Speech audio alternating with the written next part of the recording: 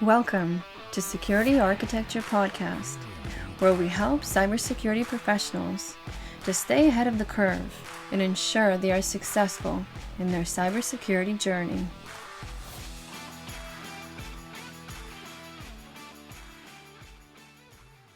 Hi, I'm Evgeny. Hi, I'm Dimitri.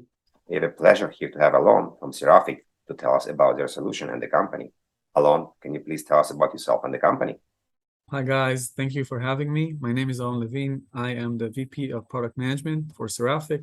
Seraphic is a relatively innovative new company in the area of browser security, striving to change the way we protect our browser and web sessions.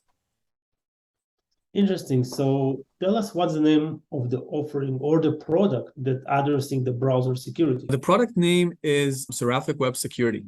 Great. Alon, maybe you guessed, but we are podcast about architecture. So we really want to understand the architecture of the solution, how it's actually working, and maybe some of the nuts and bolts about it. Can you tell us about it and maybe share the diagrams as well? Yeah, sure. Actually, I think it would be good if I can take you through a slide. I think that will make it easier for us to go through the architecture. So give me a second. Let me share my screen.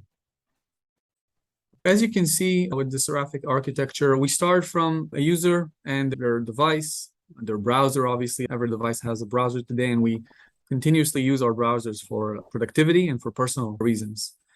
All of these browsers are actually connecting through internal web applications, public sites, corporate applications, SaaS applications. That's our normal day-to-day use.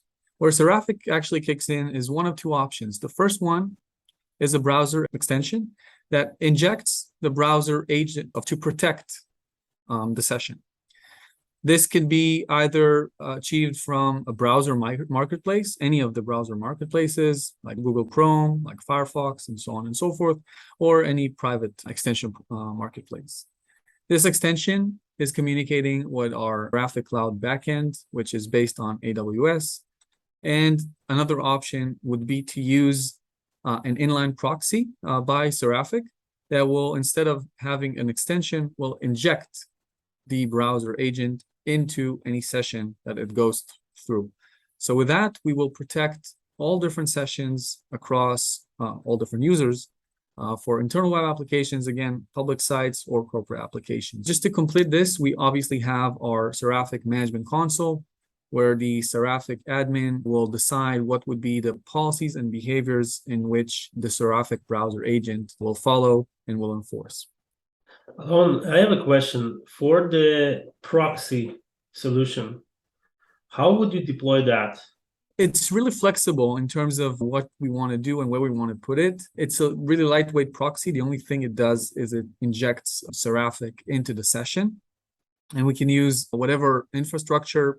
It could be on-prem, it can be cloud, really depends on what we want to achieve. We want to achieve users coming in from the outside, remotely connected to internal applications on-prem, or vice versa. We want to protect users from the inside going out to SaaS applications or other websites. So it really depends on what we want to achieve, but we can use whatever architecture and place the proxy wherever we want. It's a simple installation, takes a few minutes for us to set it up. And the only thing we need to make sure is that the user is going through that proxy for that protection. Is that a container or some other technology?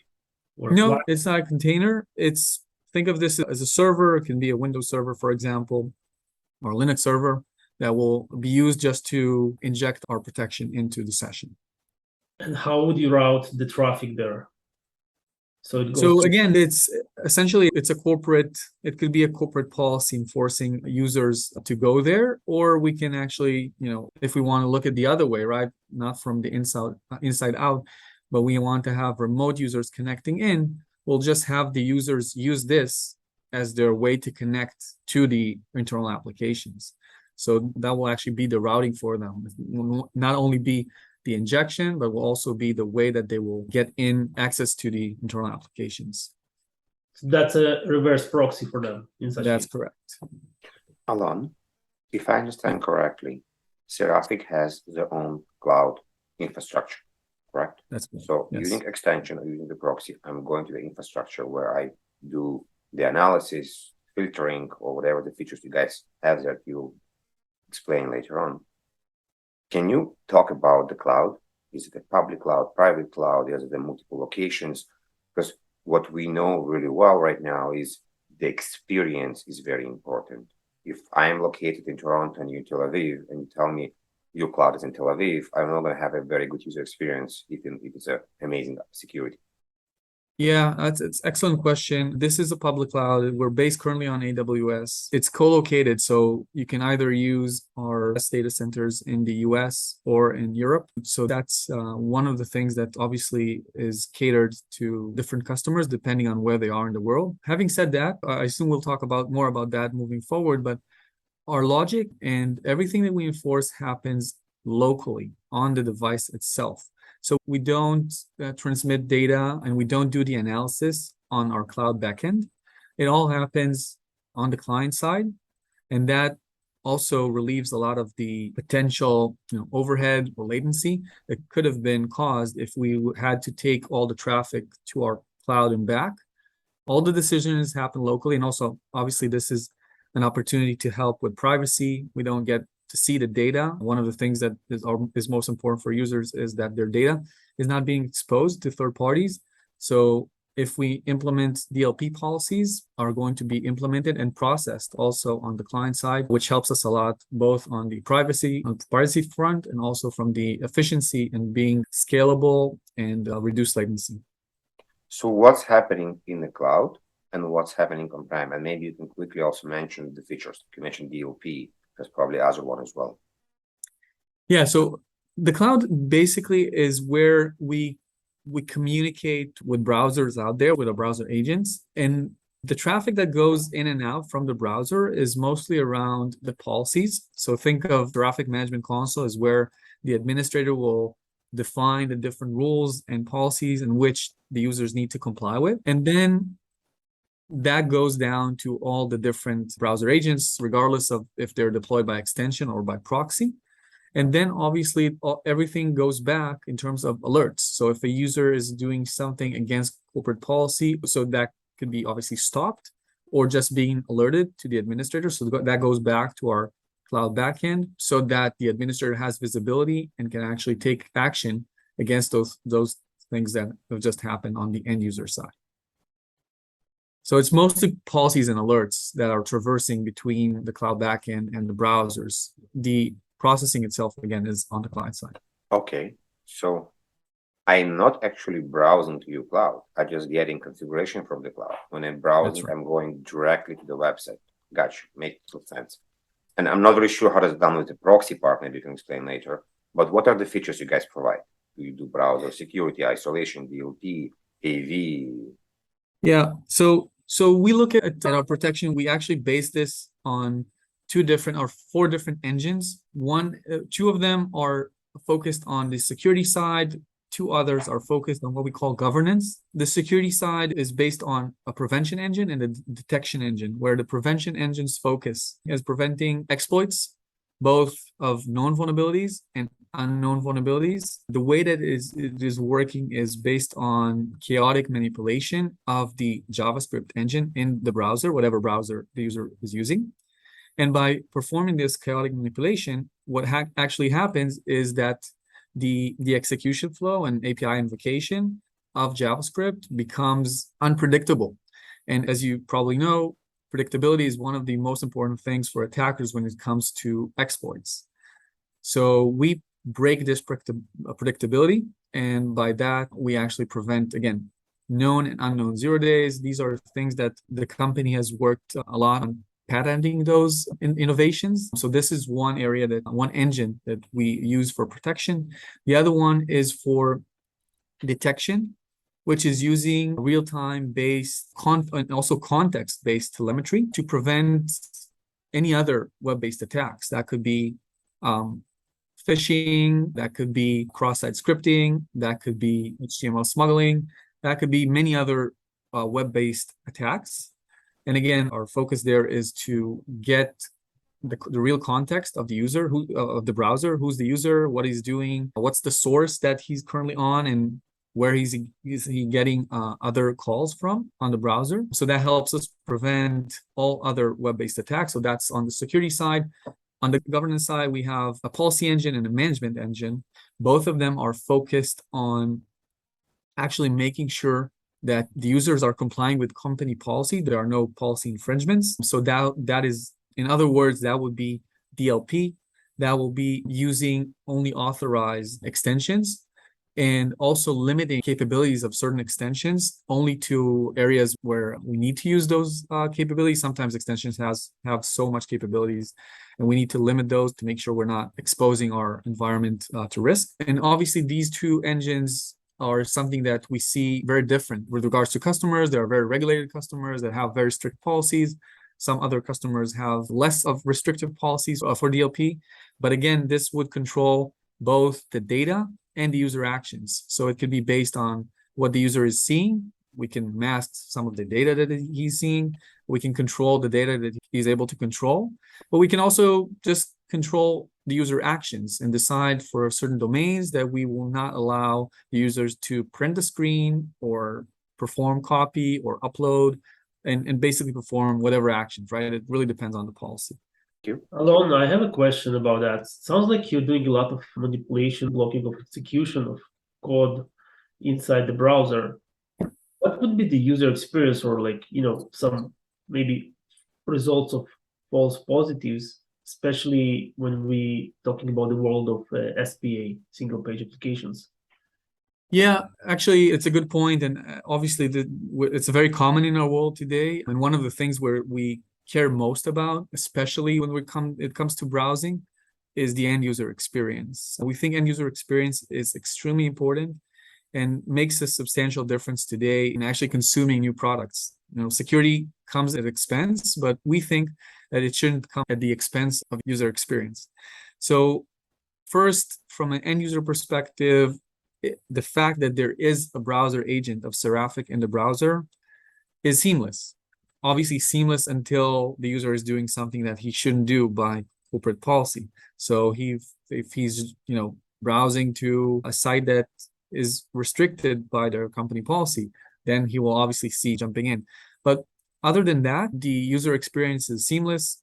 Actually, we're pretty agnostic of where the user is going. If he's going to an internal web-based app, if he's going to a SaaS application, if he's going to just a public site, and whether it's SPA or other type of application, it doesn't really matter from our perspective. As long as the user is not doing something that infringes the company policy, or the user will not know that Seraphic browser agent is there. Alon, can you actually show us different capabilities of Seraphic from a security perspective and security controls? Yeah, sure. Let me take you through a quick demonstration, a few seconds, where I can show you some of the capabilities that Seraphic has. Thank you. Let me share my screen quickly. For the purpose of this demonstration, I have gone incognito. The reason for this is I've disabled Seraphic protection in incognito.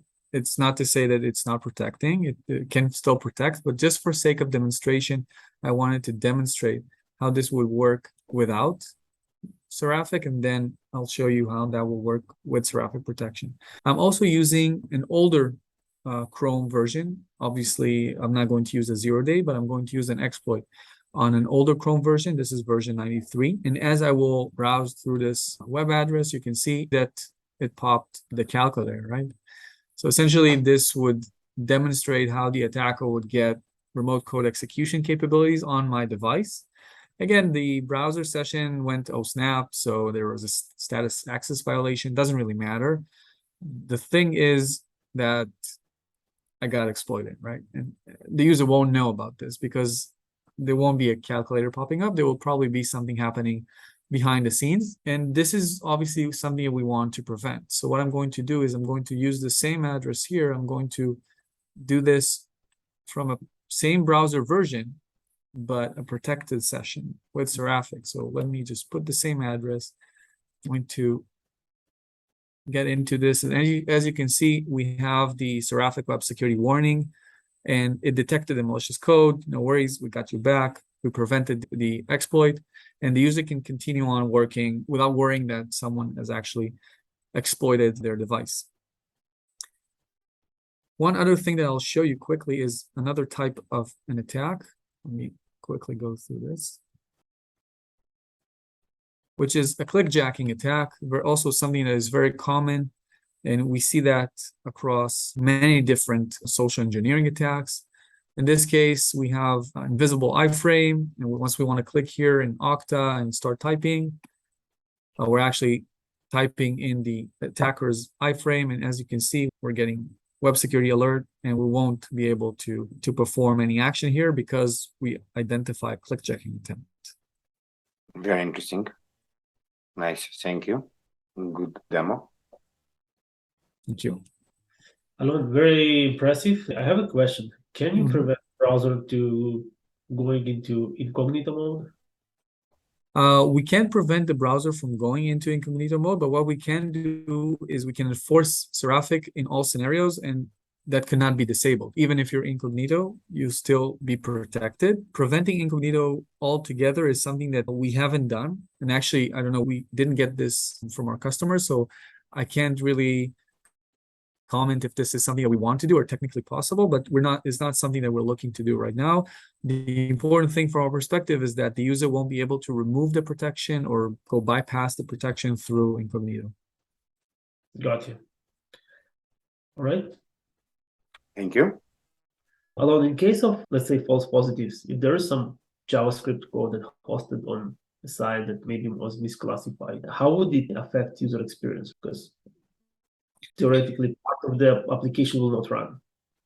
Yeah, so obviously false positive is something that it's always a risk for security software, and there's no zero false positive as much as we want it to be minimal as possible. And same is true for obviously for Seraphic, right? As we want to protect and we want to have, we don't want to miss anything, we risk ourselves in encountering false positives as well. I can tell you that luckily it's not a common thing that we encounter false positives. Both on the exploit side, it's relatively easy because if you're not doing things that need to be very predictable and very deterministic on where you land from a memory management perspective, that won't affect at all. But also from a detection perspective, yes, there could be false positives. If some JavaScript code behaves in a shady way, we might jump and say, hey, you shouldn't do this, or we actually stop this. Really, it also depends. We have some behaviors that will just alert the user if they're doing something that is potentially dangerous. So think about actually sending personal details or whatever company details or sensitive details over HTTP, not HTTPS. We won't prevent this, or at least not by default, but we will definitely tell the user that they need to think twice before sending this data over unencrypted network. On the other hand, we will have scenarios, again, at least by default, that we will prevent because we believe that this would be a phishing attempt or something that is real malicious. So our goal is to make end user experience as seamless as possible, even when there is a false positive, after we try to reduce it as much as possible. And with that, we will actually let the user know what we believe has happened and how to address this, right? So obviously what they would need to do is they would need to talk with their Seraphic administrator and maybe change the policy to cater to whatever application they're trying to run, which is now encountered with a prevention. But in general, again, our goal is to try to reduce this as much as possible. And when it's likely, and we're not sure, we'll try to only warn and maybe not prevent. But again, there will be scenarios where we'll prevent, and the user will have to guide the user on how to make changes into the policy to allow them to do what they need to do, their work. And that's a great answer because, it's very important that user does not stumble on something that's not working. You're actually giving him indication, hey, like there was a false positive potentially. If you want to work around this, that's what you need to do, but you assume the responsibility. Yeah. So that's a really great way to address that. Thank you. Alon, what about single sign-on? If we don't have a way to understand who you are, there's no way to apply the policies. Yeah, so it's actually an excellent question. SSO is something that we think is very important and is also very common with most of our customers today. And it actually is useful for us in many ways. First, we integrate with the identity providers of the world. And that actually helps us in determining the identity of the users actually right now running the session.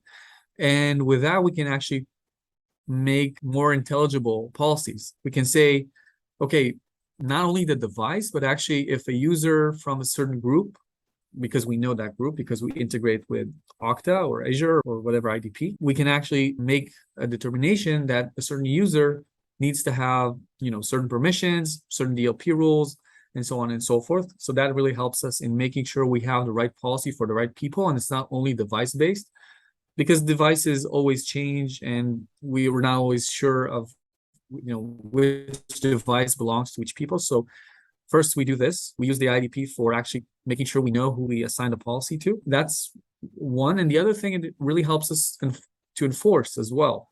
So in the end of the day, when a user is logging into their SaaS applications through the IDP, what we actually do is we make sure that they're using a protected session. So we make sure that they're using Seraphic to browse through one of these applications. And then when they do, we make sure that all of their traffic to corporate SaaS applications is actually protected and it's secure and the data won't leave the application, at least not data that is sensitive. So we use those, this one single point of access for us for enforcement of protection as well. Alon, is the solution prevent me to even go to Office 365 or Google or Facebook before I authenticate? Or how does it work? Assuming you use IDP for these applications, Office 365 or whatnot, you will still do the same, right? Then the customer can decide whether on their policy, whether they want to enforce Seraphic protection. But essentially, our goal is obviously to protect these sessions. There's a lot of corporate data in these applications, and we want to make sure that these sessions are governed and protected. And this is why usually we recommend on enforcing Seraphic protection when logging in through these applications. Having said that, there's no mandatory in this, right? If you choose to have specific applications go through directly, you can do that. There's applications that we can integrate with the application provider itself, such that we will inject Seraphic through the application and not through the extension or the IDP, which will enforce the extension. So that's another option for us, but we don't enforce any change of authentication. What we can do, by the way, is we can perform additional authentication stages for applications which are not using IDPs. So think of legacy applications or internal web applications where you don't have to go through Okta or others. We can enforce our own second factor authentication to make sure that the user that is authenticating is really the user that we believe it is. Alon, I have a question. Like, if I'm using your proxy, is it possible to create some rule which says deny all until authenticated and then allow access based on the authenticated profile? Yeah, so actually that's a very relevant use case we have with some of our customers, that when they log, one of the use cases for the proxy is to say anyone that goes out to the internet goes through the proxy. If they're protected with Seraphic, it's transparent. We don't do any SSL decryption or anything that requires a substantial effort. On the other hand, if it doesn't, it actually blocks outside communication. So you can actually decide which way you allow your users to go as long as they're not protected. And if they're protected, that's fine. You can pass through transparently. Okay, I see. So it sounds like you have some SWG and zero trust access functionalities in the product. Yeah. And in some of the cases, we're actually also replacing SWG for some of our customers. Obviously, there's some overlap and there's some differences as well, but we're seeing customers actually replacing SWG in some of those cases. Very interesting. But let's assume that I do have SWG from another vendor or zero trust access from another vendor. Can your solution work line in line with it? Yeah, for sure. Our architecture doesn't interfere with SWG or with ZTNA or anything like that. You can work. We have customers working with both. And we have customers working just with us, actually. But we're this way. We're in the browser, so we're first in line, all right? We see the data before it's being encrypted, and we have our own capabilities of content filter. So by the time you get to SWG, you might already have our protection take over or do something. But in some cases, there's defense in layers. So some customers would say, okay, you're in the browser, you have visibility to everything that happens in the browser, but I still want my inline capabilities to stay, and I will still use SWG, DTNA, and so on and so forth as part of what I'm using over the network. Makes sense. And it's interesting you're shifting left for browser security. That's right. That's right. So in our season, we covered a lot of isolation solutions here as well. And basically, we're talking about, I'm going to some kind of URL. This URL is malicious, or actually has a malicious part of it. In your solution, what do you do? Do you have categories? Do you try to protect everything? Like, walk me through this part of unknown and how we protect it. Yeah, so first, we do have categories, but they're mostly used for content filtering. They're not used for our security or governance. What we do for security and governance is we basically look at every site, regardless of that's, CNN.com or Amazon.com. We look at this as well, same way we would look at a shady site, a gambling site, or someone that is more likely to deliver an exploit to you. From our perspective, we take the more cautious route, and we consider every site as a potentially the dangerous one. And all of our security capabilities are working by default across all of the applications. And again, obviously, if you can change your policy, right? You're the administrator if you want to reduce protection or increase protection, which is almost not necessary because by default you have all the protection in place. But you can do changes to make sure that a certain domain won't be protected and so on and so forth. But basically, we have all protections across all your sessions. The reason for that is that, in contrast to what browser isolation is doing, where there is a change in the end user experience, from our perspective, we don't have to enforce any end user change in the experience. And that is why we allow ourselves to actually protect all sites as if they were, potentially dangerous. Nice. So let's talk a little bit about browser security around internal web-based resources. So you can facilitate the zero trust access as a reverse proxy from the outside of the organization to internal resources. That's really nice. How, as you know, probably there is different applications which consider to be legacy that, using Explorer 9, 10, 11, which is more advanced, but still they only can run in these specific browsers. Would your solution be able to support these type of applications? Yeah, actually, this is one of a great selling point for us. Unfortunately, Internet Explorer is end of life by the time we talk. And there are some organizations that unfortunately still need to use Internet Explorer or other legacy browsers for using their legacy applications before they move to something more innovative or modern. And due to the fact that our browser agent can also sit on Internet Explorer, and it protects against all those complicated and advanced threats like exploits, which are naturally very common to a product which is no longer maintained, like Internet Explorer. This is actually a great entrance point for us for organizations because we allow them to extend the use of Internet Explorer or whatever browser that may be before they have to migrate, right? Actually, we had this use case with one of our customers recently where they couldn't keep up with the updates on the browser vendor side, because there are many updates, or very frequent updates, I should say.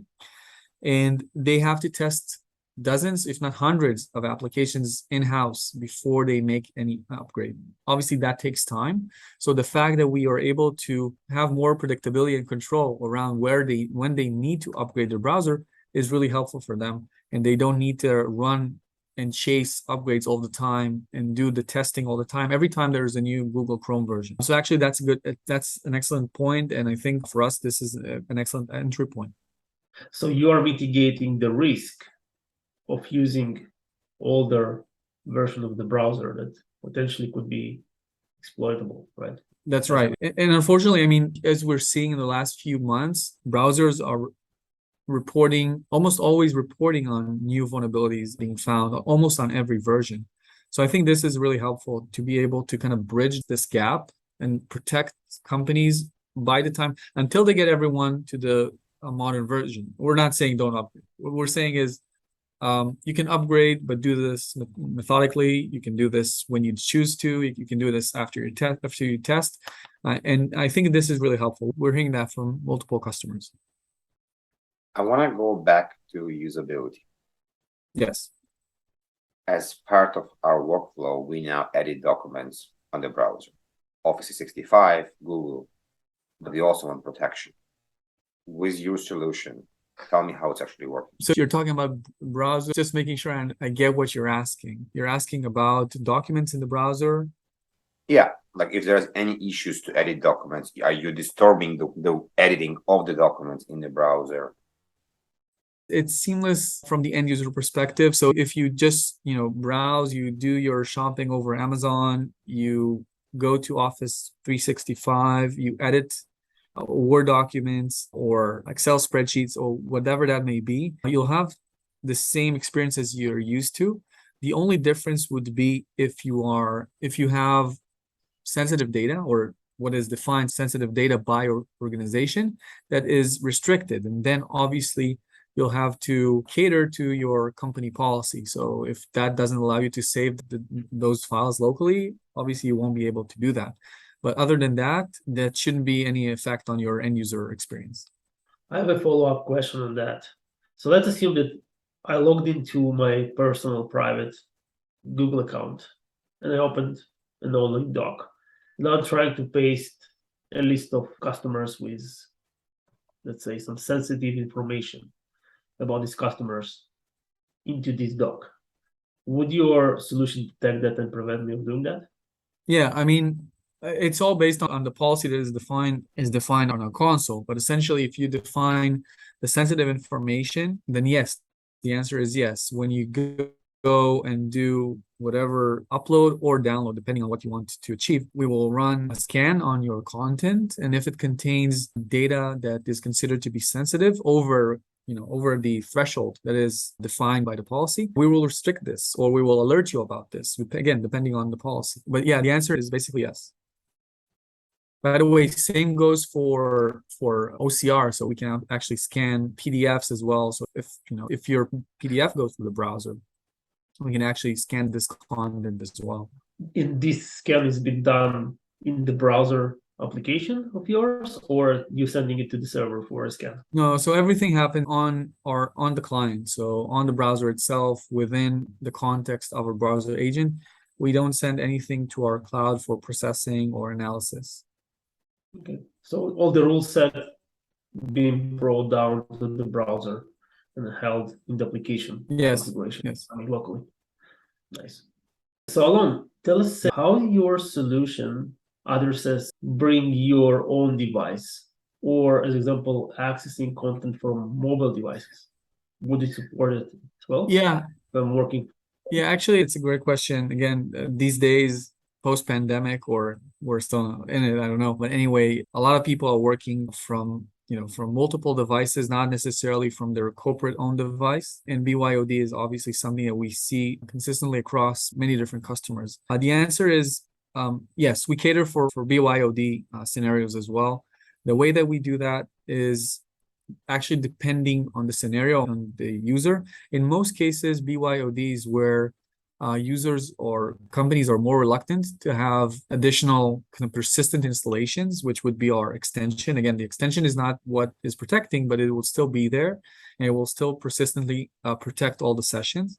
So that's obviously still an option. It can still happen. We can have those extensions be brought down by sending an email link and have those downloaded. Still completely an option. And there's some that do that, but the others can use proxy when they go, as we talked earlier about the reverse proxy. So as they traverse in and get to internal corporate applications, they get injection of the Seraphic protection, and that obviously without the need of having any additional installation or extension or whatnot. And as they finish their sessions, it's no longer there, right? We only protect the sessions that go through our reverse proxy. And when it is done, we don't have to continue protecting them. They might have their own, personal needs and browsing needs. And in those cases, Seraphic won't be there unless that's wanted. And obviously that's an option. On the mobile side, the answer is yes. We can also protect mobile phones similarly to what we do with laptops or desktops. As you browse through different applications, we will have similar protection, again, both from anti-exploit or anti-phishing, and similarly, obviously, for governance and DLP and protecting against malicious extensions and all the other capabilities we have on the desktop. Great. So you mentioned, or you actually mentioned, it says multiple times, your in a way extension. And you also mentioned that you can help with other extensions. So can you explain what actually you do? You can prevent certain extension, you can blast extensions. So I guess you're not interfering with the other extension to install, but walk us through this part. Yeah, so we look at this as kind of we can manage, we call it management of extension. And that obviously is comprised of a couple of different capabilities. First is the ability to actually have just the data. This is the extensions you have across your corporate, right? Who's using what? What's common? What's not common? And then we can actually go through the risks that are, or potentially how risky extensions are. We have our own analysis engine for extensions, and based on that, we provide some scoring for extensions. So we help the administrator point out what might be potentially malicious or risky extensions. And obviously, we allow the administrator to also take action based on our information or based on the intelligence that they have from other sources as well. So they can actually block certain extensions or actually blacklist certain extensions, so users will not be able to install them moving forward. They can also do this vice versa. They can actually say, I only allow this set of extensions in my corporate. If a user wants something else, that's not possible, or they should use their own devices for that. So there's two ways to look into this, opt-in or opt-out, and we provide both. And as I said earlier, we do have also the ability to kind of prevent certain capabilities in certain environments. What I mean by this is there's sometimes a risk of extensions just overusing browser APIs and capabilities, and they're still needed, right? The company or the person still requires that extension to work. But what we want to do sometimes is to say, for specific domains, I want this extension to work as it was designed, right? But if maybe I'm in a corporate application, I might not need all these capabilities because these capabilities might be too much or too risky for me to expose corporate data for this application. And then I can actually also control capabilities for certain applications across where they are or where they're being used. And this brings us to the last question. How the organization can get visibility of reports or any attacks or any risks that were prevented by your technology? We have our Seraphic Management Console, and Management Console allows us to actually review everything that happens from an end user perspective. Again, not everything, but everything that is of interest. So all the events that are of interest for the administrator, things like attempts of actions that are infringing the company policy, will be reported to the administrator's console. Attempts to exploit the browser or to perform phishing attacks or to perform XSS attacks, cross-site scripting, and so on and so forth, HTML smuggling, will be reported obviously to the end user, but also to the administrator. As I said earlier, if we deem there's a risk to the user and the organization, we're going to prevent this. So it's the administrator, usually the thing they would have to do is to verify or investigate, but they won't have to remediate because usually there's no harm done. The attack was prevented, and it's only on a need-know basis mostly. And again, as part of that will be insights, what we call is kind of a summary of everything that's happened across different browsers, different users, so they can actually consume a lot of data and scale, but they can obviously deep dive into whatever specific alert they're interested in and investigate as well. Makes sense. Any questions to us? I think I have a couple of questions to you as well, but maybe you have some questions to us. No, actually, thanks for having us. It's a pleasure. I love what you guys are doing, and I follow all of your episodes across 4 seasons. So no questions on my side, and thanks again. Thank you, Alon. And It was great interviewing you here. Thanks, guys. It was a pleasure. Please remember to subscribe to our podcast and join us for our next episode.